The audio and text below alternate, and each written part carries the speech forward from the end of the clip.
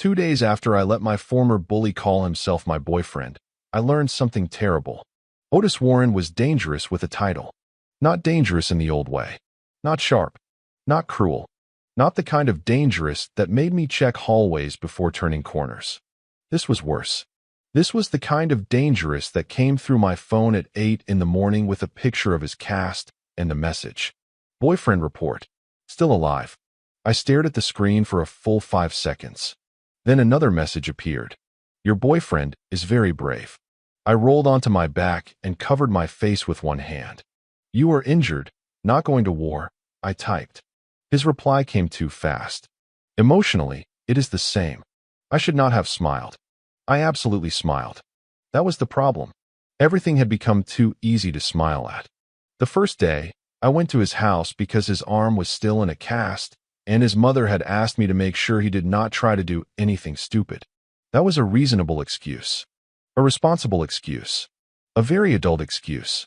The second day, I went because Taylor wanted to see whether Otis could still play video games with one hand.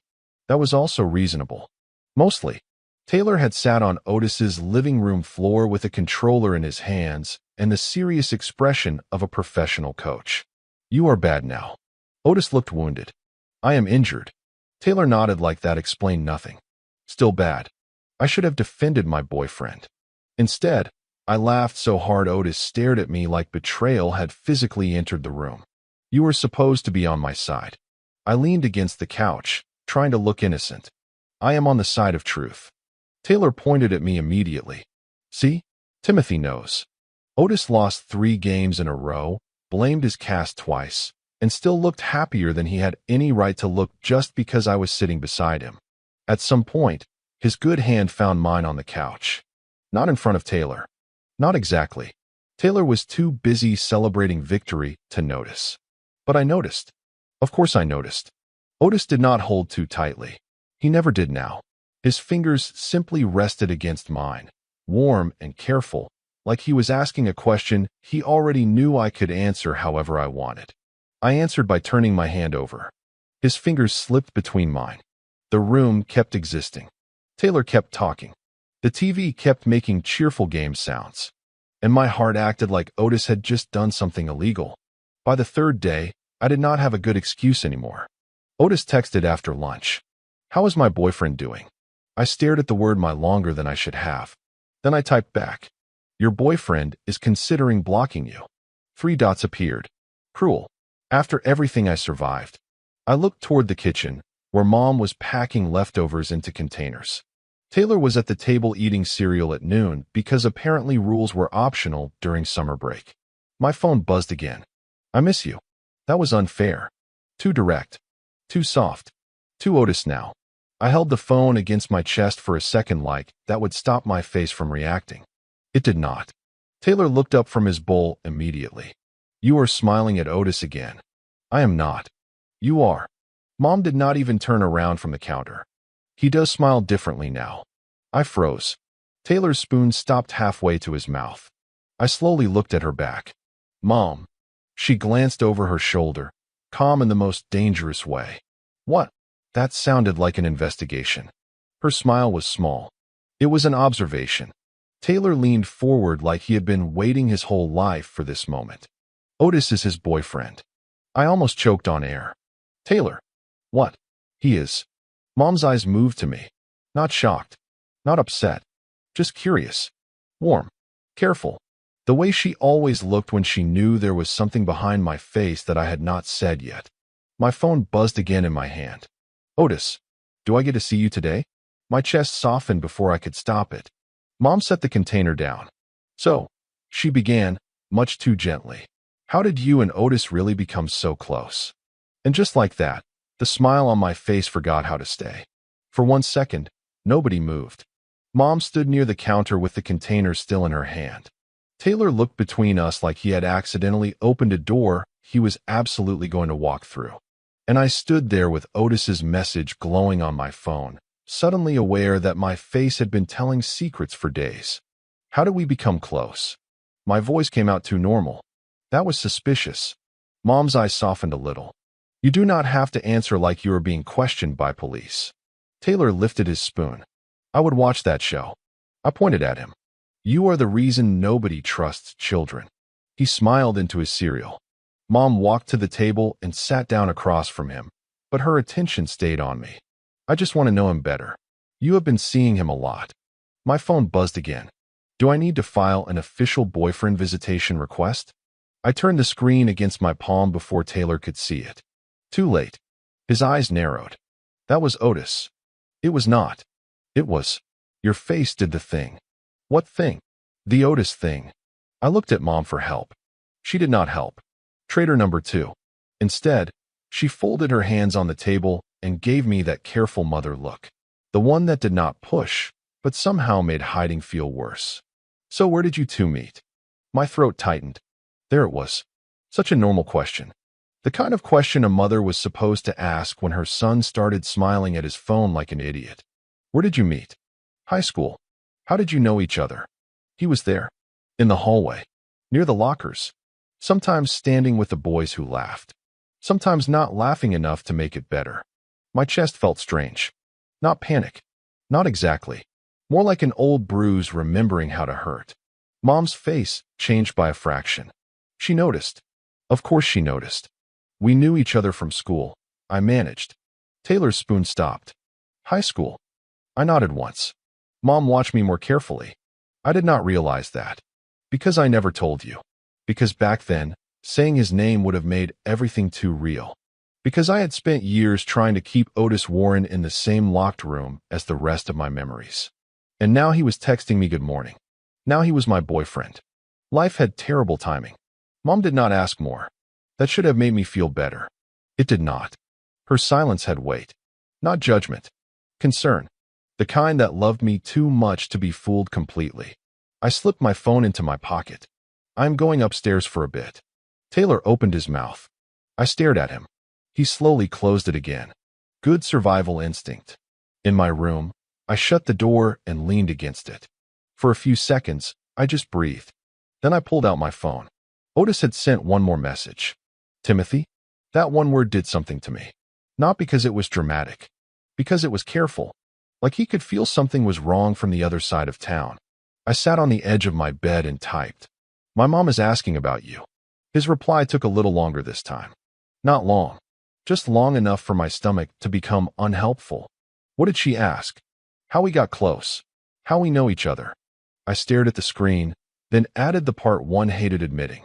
I am scared she will hate you if she knows. The message sent. Then I immediately wanted to throw my phone into a lake. No lake was available. Unfortunately, the 3 dots appeared. Disappeared. Appeared again. Then Otis finally answered. She has every right to be angry at me. My chest tightened. Another message came. But I am not leaving because it is hard, Timothy. I read that twice. Then again. A third message followed. I will stand beside you. Whatever happens. Something in me loosened. Not completely, but enough that my shoulders stopped trying to live near my ears. I lay back on the bed and held the phone above my face. You make that sound easy. Otis replied almost instantly. It is not easy. It is just true. That was unfair. He could not keep saying things like that. Not while I was trying to remain a normal person with emotional boundaries. Before I could answer, another message arrived. Also, my house is very boring. I blinked. Then another. Tragically boring. And another. If only someone's boyfriend came to visit. I smiled before I could stop myself. There he was. Soft. Ridiculous. Dangerous with a title. I typed back. Do not abuse the word boyfriend. His answer came fast. Too late. I looked at my ceiling and lost a fight against my own smile. Then my thumbs moved before my fear could stop them. Fine. I will come over. A beat. Then I added. I kinda miss you too. The reply appeared so fast I almost laughed. Am I dreaming? I sat up, grabbed my keys, and opened my bedroom door. Taylor was passing the hallway with a backpack over one shoulder. He looked at me. I looked at him. His grin started. I lifted one finger. Do not. Taylor held up both hands. I am not ruining your boyfriend visit. I have plans. That was suspicious. With who? The guys down the street. I narrowed my eyes. So you are not being mature. You are busy. He pointed at me like I had solved a case. Exactly. For once, I accepted the miracle. Downstairs, Mom was still in the kitchen. I told her I was going to check on Otis. She looked at me for one quiet second. Then she nodded. Drive safe. I almost told her everything right there. Almost. Instead, I held my keys a little tighter. I will. And as I left the house, I realized the hardest part of loving Otis might not be forgiving him. It might be asking the people who loved me to understand why I did. By the time I turned onto Otis's street, I had already created several possible disasters in my head. 1. His mother somehow knew I was dating her son. 2. His mother somehow knew I had kissed her son. 3. His mother somehow knew I had kissed her son more than once and had opinions. 4. Otis opened the door looking happy, and I forgot every lie I had prepared. Honestly, number 4 felt the most realistic. I parked near the curb and sat there for a second with both hands on the steering wheel. My phone buzzed. Otis, are you outside? I looked at his house, then at the phone. How do you know that? His reply came immediately. Boyfriend instinct. I closed my eyes. This man needed to be stopped. Before I could answer, the front door opened.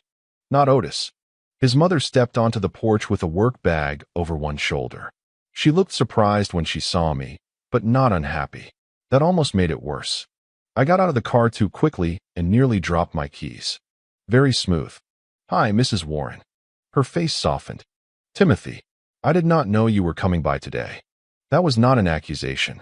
It still felt like one. I smiled in the most normal way I could manage. I was nearby. No. Terrible start. Her eyebrows lifted slightly. I corrected myself fast. Otis texted me. He needs to pick up a few things before going back to school, and since his arm is still, I gestured vaguely toward my own arm like that explained everything. Not very useful. Mrs. Warren looked at me for one quiet second. Then her mouth curved. That sounds like my son. Relief almost took my knees out. Almost. Because then her eyes stayed on me a little longer. You have been very kind to him. The sentence landed softly. Too softly. I looked down at my keys. He is injured. That is true. She adjusted the strap on her shoulder, but she did not leave yet. And you two are good friends? There it was. Not sharp. Not suspicious exactly. Just a mother looking at the boy who kept showing up at her house for her son. I swallowed. Yeah, we are close. Close. What a useless word. Close could mean friends. Close could mean we had held hands in public. Close could mean Otis had called himself my boyfriend, and I had not corrected him because I liked it too much. Mrs. Warren's expression stayed gentle, but something in her eyes told me she was not as easy to fool as I hoped.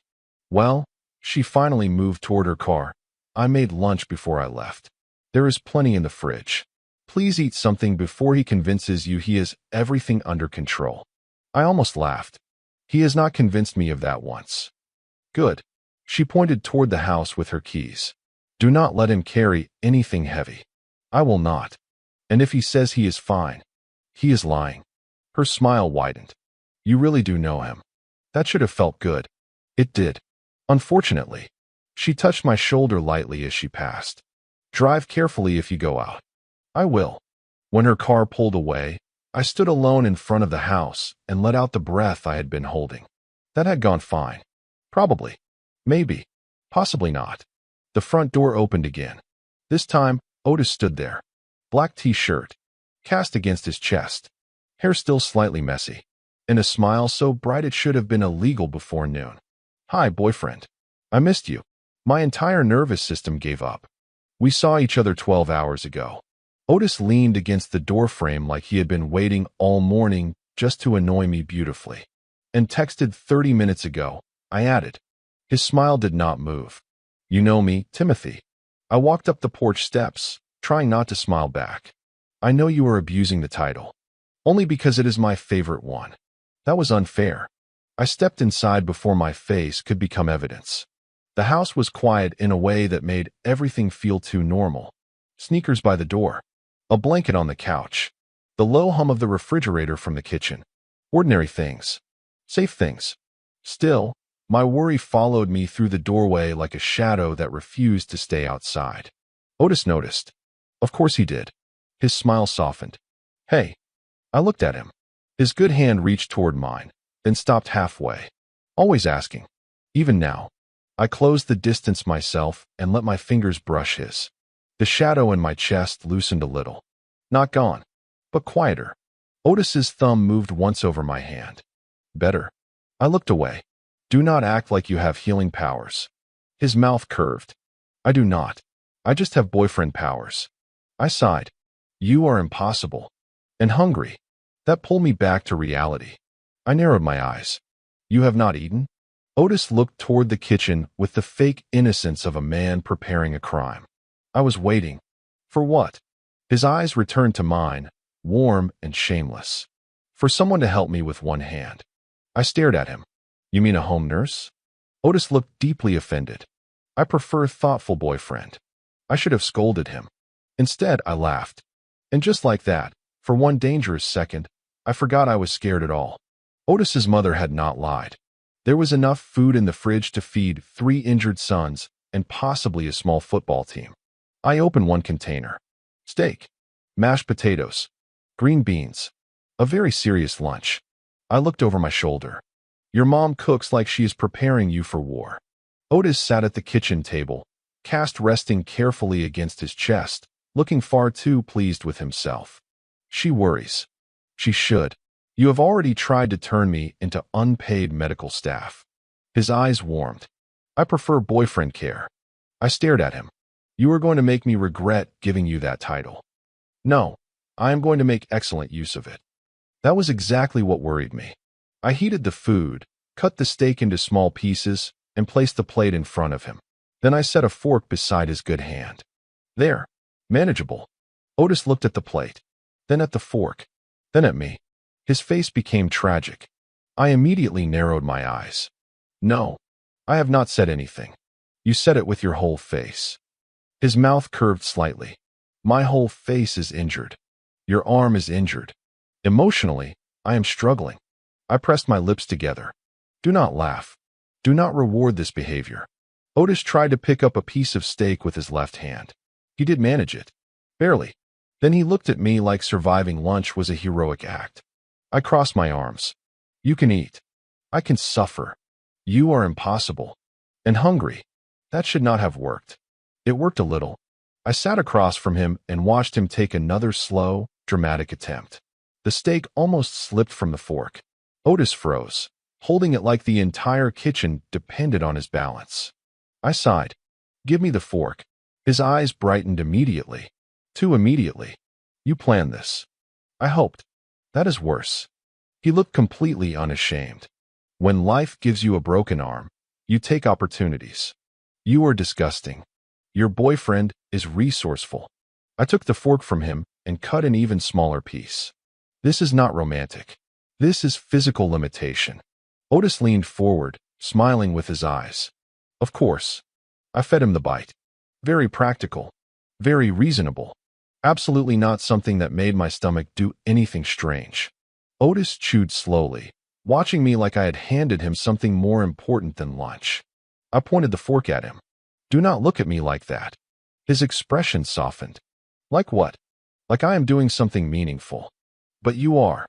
My hand paused. The kitchen went quiet for half a second too long.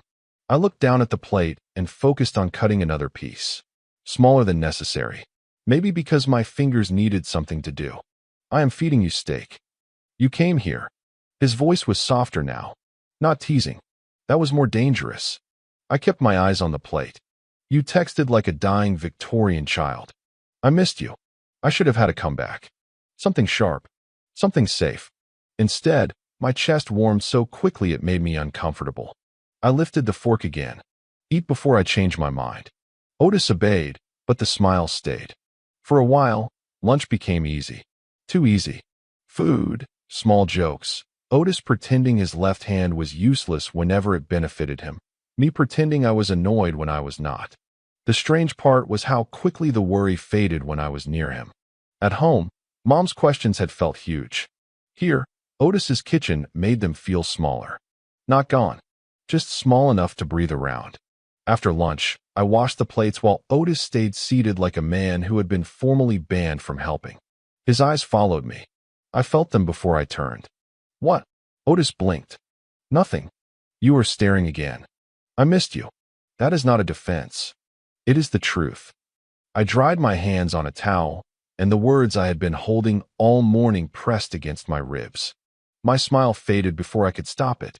Otis noticed immediately. The teasing left his face. Timothy. I gripped the towel a little tighter. My mom asked about you today. His body went still. Not guilty. Not hiding. Just listening. She wanted to know how we got close. How we knew each other. Otis looked down at his cast for 1 second, then back at me. And you were scared. I hated that he knew. I hated it less than I used to. I leaned against the counter.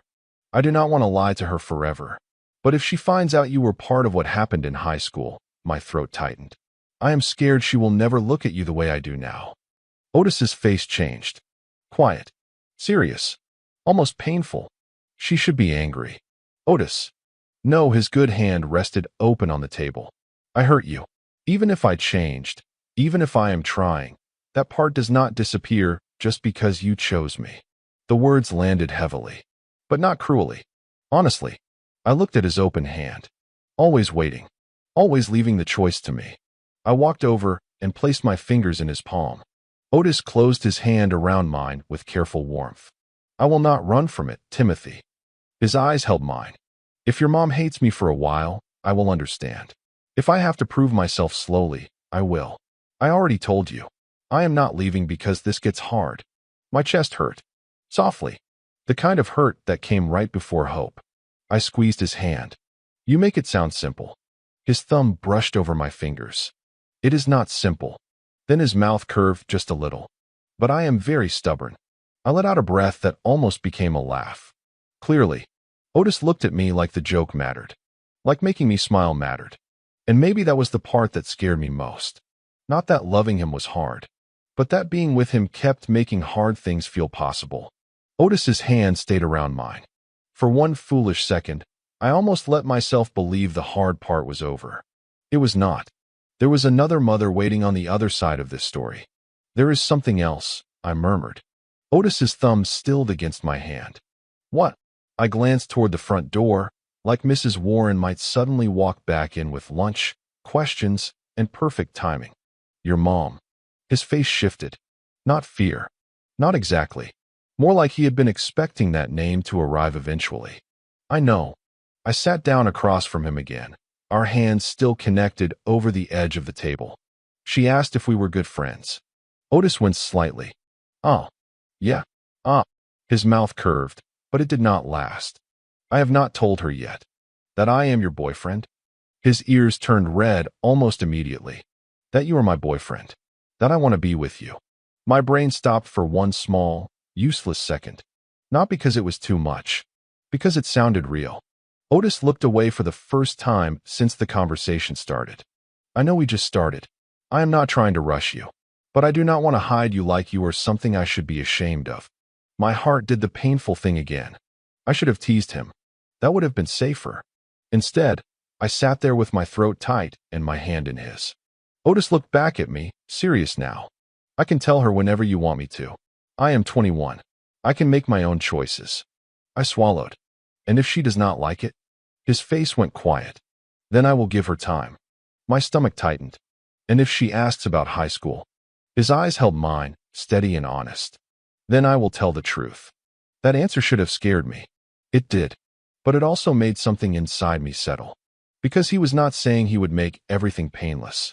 He was saying he would stop hiding. And maybe that was what I needed most.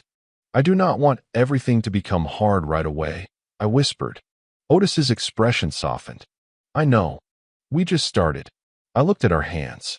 I want time with you before everyone else's feelings get involved. His voice dropped lower. Then we take time. I looked up. Maybe we go back to campus early. Otis blinked. Early. Before our moms start comparing notes and Taylor starts making wedding plans. That pulled a small laugh from him. Taylor would make a very intense planner. He would demand a water park reception. Otis smiled, but his eyes stayed on mine. You want to go back? I think we need space. Not from them. Just, I squeezed his hand once. For us. Otis looked down at his cast. I knew that look. Before he could speak, I lifted an eyebrow. I can drive. His eyes came back to mine too innocently. I trust that you can drive. That smile is wrong. What smile? The one that means you are about to say something dangerous. Otis sat a little straighter. Can I ask for something? I immediately became suspicious. I can consider it after hearing it. His face turned almost shy. That was new. Very new. Would you stay at my apartment? I blinked. Your what? My apartment. Off campus. I stared at him. You have an apartment? He looked mildly embarrassed. I rented it for the summer session. It is easier than the dorms. And you are telling me this now? You never asked where I live at school. That was annoyingly fair. I narrowed my eyes. So this is your plan. Turn your boyfriend into a home nurse. Otis leaned forward slightly, hope written all over his face. My arm does make things difficult. But mostly. His smile returned, softer this time. I miss my boyfriend. That sentence had no right to work twice. It worked anyway. I looked away before my face betrayed me completely. That is a suspiciously valid reason. Timothy. No. You have not heard my full argument. I already know it is going to be manipulative. It includes free rent, my tragic injury, and unlimited boyfriend privileges. I coughed. Do not call them that. His smile became devastating. Then come stop me from abusing the title. I stared at him. At his cast. At his nervous eyes. At the boy who had once made me feel small, and now looked at me like my yes could change his whole day. Maybe it could. I sighed. Fine. Otis froze. Fine. I will stay with you. Mostly because your arm is injured. His face lit up. Mostly. I pointed at him. Do not push your luck. Otis looked happier than any injured person should. I will be very responsible. You look too happy to be responsible. I am happy. The honesty in his voice ruined me a little. I stood and leaned over the table. Otis looked up, surprised. This time, I did not overthink it. I kissed him. Soft at first, then a little longer. When I pulled back, his eyes were warm and dazed. I smiled before I could stop myself. We leave tomorrow afternoon. Otis breathed out like he had been holding hope in his chest. Okay. And you are not allowed to carry anything. His smile returned. Yes, boyfriend. I closed my eyes. This was a mistake. But when he laughed, bright and breathless in that quiet kitchen, I knew it was not. Leaving Otis's house after that kiss was harder than it should have been. Not because he tried to stop me. He did not. Otis walked me to the door with his cast held carefully against his chest, and that stupid, happy smile still on his face. The one that made me want to stay.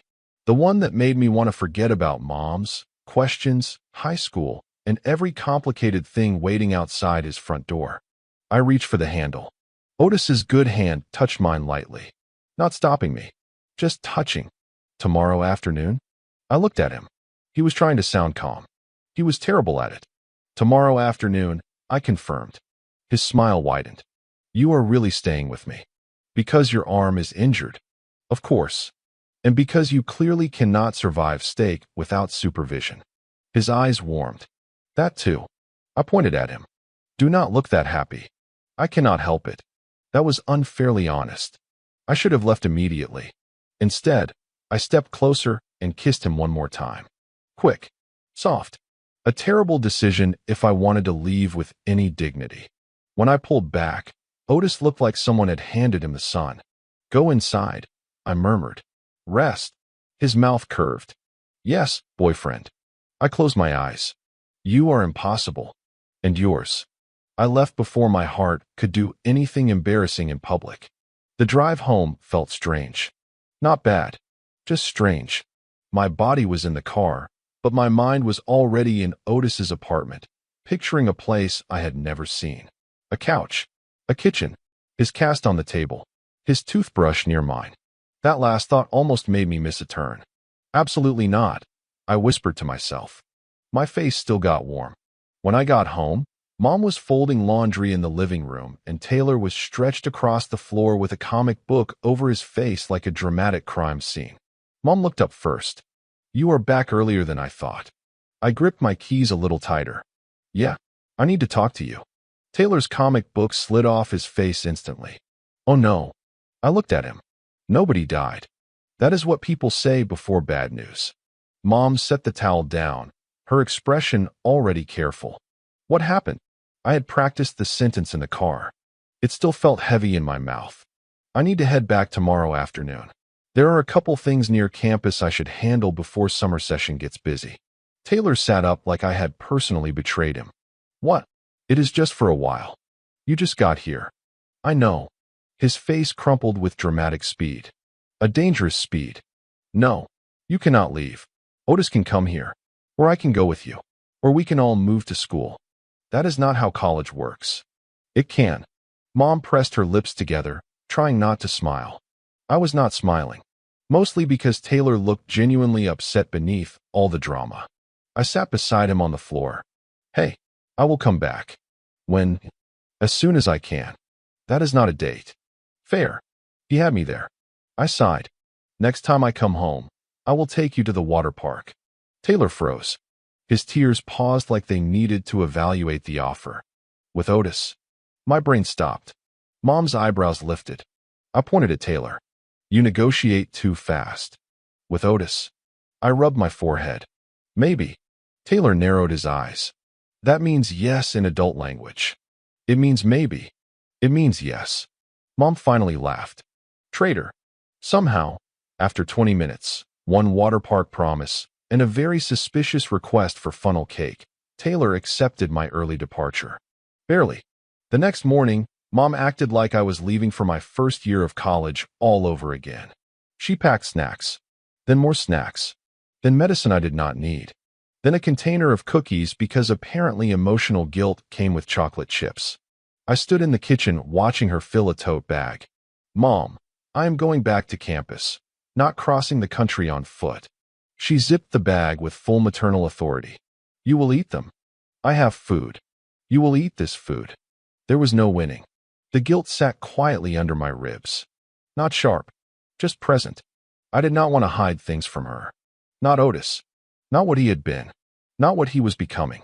But every time I opened my mouth, I saw her face changing. And I was not ready. Not yet. In the afternoon, Mom drove me to Otis's house with Taylor in the back seat, guarding the snack bag like it contained national secrets. Otis was already outside.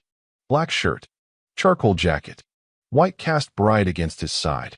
When he saw our car, his whole face changed. My heart immediately became useless. He stepped forward as Mom parked. Hi, Mrs. Hale. Mom smiled through the window. Hi, Otis. How is the arm? Otis glanced at me once. Careful. Warm. Better. Timothy has been making sure I do not do anything stupid. Taylor leaned between the seats. That is impossible. He needs me too. Otis laughed. Then I am counting on both of you.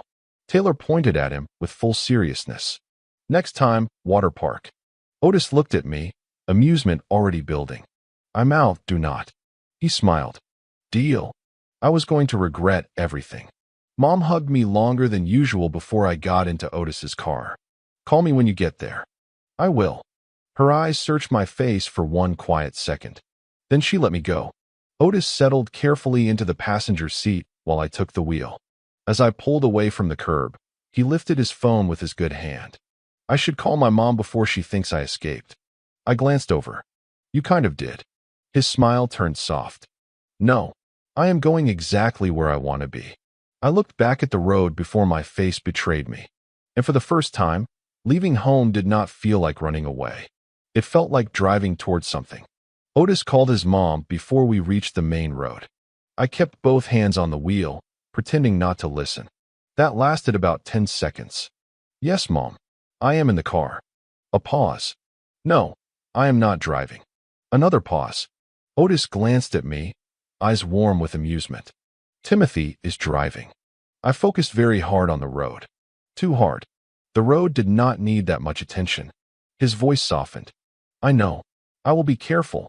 I already took my medicine. I could hear Mrs. Warren's worry through the phone without hearing her actual words. Otis looked down at his cast. No, I am not carrying anything. Timothy already threatened me. I turned my head just enough to glare. He smiled. A terrible smile. A boyfriend smile. Yes, Mom. I will call when we get there. He ended the call and settled back into the passenger seat like a man who had just successfully survived a parental inspection. Your mom worries a lot. Otis looked at me. So does yours. That was fair. Too fair. I kept my eyes on the highway. For a few minutes, we drove in comfortable quiet. The kind that still surprised me because silence with Otis used to feel like waiting for something bad to happen. Now it felt like being allowed to breathe. Then I noticed it. He was smiling. Not a big smile. Worse. A small, private one. The kind people got when they were thinking about something they had no intention of saying out loud. I glanced over. You look very happy. Otis did not even try to deny it. I am. That was suspiciously honest. His good hand rested on his thigh, fingers tapping once. I have been looking forward to this. To going back to school? To staying with you. The car suddenly felt warmer. Very rude of the weather system. I adjusted my grip on the wheel. That sounds dangerous. Otis's eyes stayed on me. A little. I should have scolded him. I should have reminded him that we were only doing this because his arm was injured, because his apartment made sense, because adults made practical decisions. Instead, my face betrayed me by getting hot. Otis noticed. Of course he noticed. His smile widened. Timothy, do not. I did not say anything. You were about to. I was about to say I am very grateful for your sacrifice. My sacrifice. Staying with your injured, handsome boyfriend must be difficult. I nearly missed the exit sign. You are impossible. But handsome. Do not make me pull over. Otis laughed softly and looked out the window, looking much too pleased with himself. For almost 2 hours, the drive felt easy. Then the sky changed. Clouds gathered ahead, dark and low. The first drops hit the windshield slowly, then faster. Within minutes, the road blurred under heavy rain, and the steady sound against the roof swallowed the music from the radio. Otis's smile faded. You okay? I nodded, but slowed down. Visibility is getting bad. A weather alert interrupted the station a few minutes later. Strong storms, heavy rain, possible flooding in low areas. Drivers advised to avoid unnecessary travel overnight. Otis looked at me. I kept my eyes on the road. We are stopping. He did not argue. That small thing mattered. A few miles later, we found a small roadside diner with yellow lights glowing through the rain. I pulled in, parked close to the entrance, and helped Otis get inside without letting him pretend he did not need help. The diner smelled like coffee, fries, and wet jackets. We sat in a booth near the window while rain ran down the glass in silver lines. Otis ordered soup. I ordered a grilled cheese I was too tense to taste. The waitress refilled our water and gave us the local update. Storm sitting right over the highway. Might be bad all night. Otis looked at me carefully. I already knew what he was thinking. I took out my phone. There has to be a motel nearby. The waitress pointed with her pen. 10 minutes north. Maple Ridge Motel. Decent place. But you might want to call first. Lots of people pulling off the road tonight. I called. 1 room left. Of course. By the time we reached the motel, the parking lot was half full and the rain had turned the world into headlights and noise. Inside, the clerk gave us an apologetic smile. 1 room. King bed. That is all we have. The clerk glanced toward the rain-dark window and gave an apologetic shrug. And before you ask, every rollaway bed is already taken. Storm nights get messy around here. Otis's mouth twitched. I slowly turned toward him. Do not. His eyes were already bright. I was just thinking. No. We seem to have a pattern. I signed the form harder than necessary. Otis leaned closer, voice low with amusement. Storm. 1 room. 1 bed. I took the key card from the clerk and looked him dead in the eyes. Great. You can sleep on the floor again.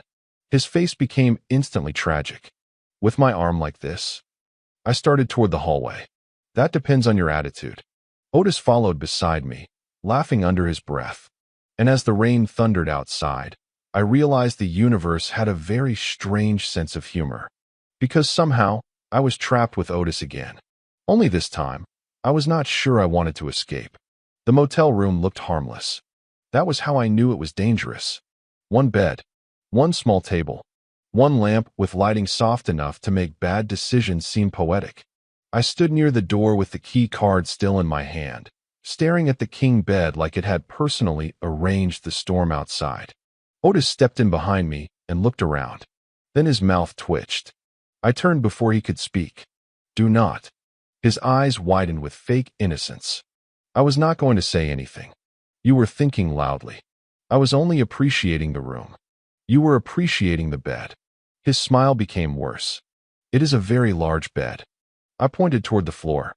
"And there is a very large section of carpet." Otis looked down at it, then back at me with his most tragic expression. "With my arm like this?" "You are milking the cast." "I am maximizing sympathy." "That is not better." Outside, rain hit the window hard enough to remind both of us why we were there. I set the bags on the table and tried to act like being trapped in a motel room with my boyfriend was normal. It was not. Nothing about Otis had been normal since the hospital parking lot. Or maybe nothing about me had. I cleared my throat and grabbed my clothes from my bag. "I am showering first." Otis sat carefully on the edge of the bed, keeping his cast away from the blanket. "Leave me some hot water." I stopped with my hand on the bathroom door. For a second, the motel disappeared. A cabin. A storm.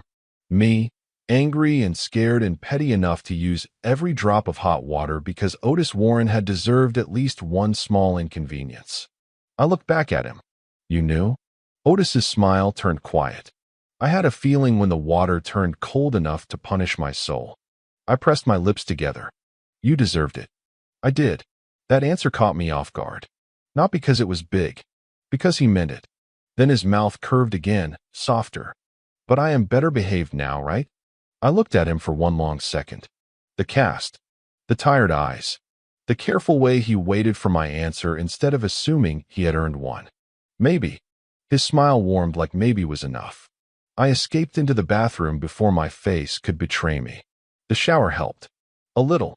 Not enough. When I came out 20 minutes later, hair damp and clean clothes sticking slightly to my skin from the humid air, Otis was still sitting on the bed. Exactly where I had left him. I frowned. "Why are you still here?" His good hand lifted. "Because I am deeply committed to waiting." "For what?"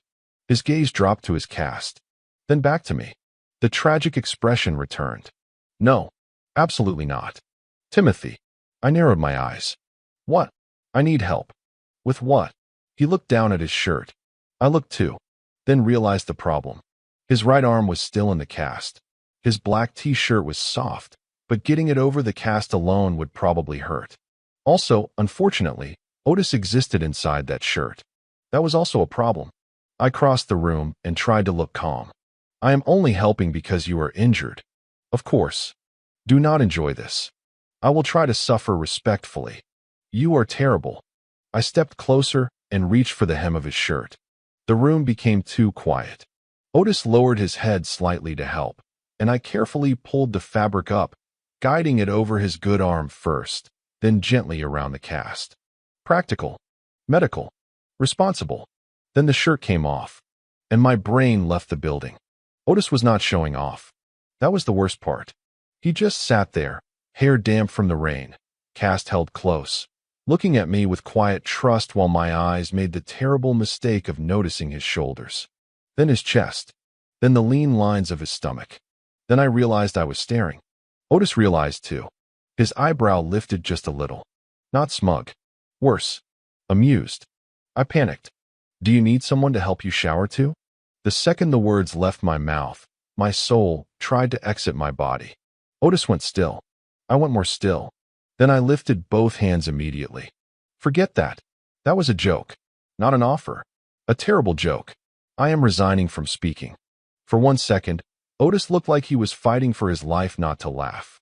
Then he stood carefully, still holding his shirt in his good hand. "I will shower by myself." "Good. Unless my thoughtful boyfriend changes his mind." I grabbed a pillow from the bed. "Bathroom.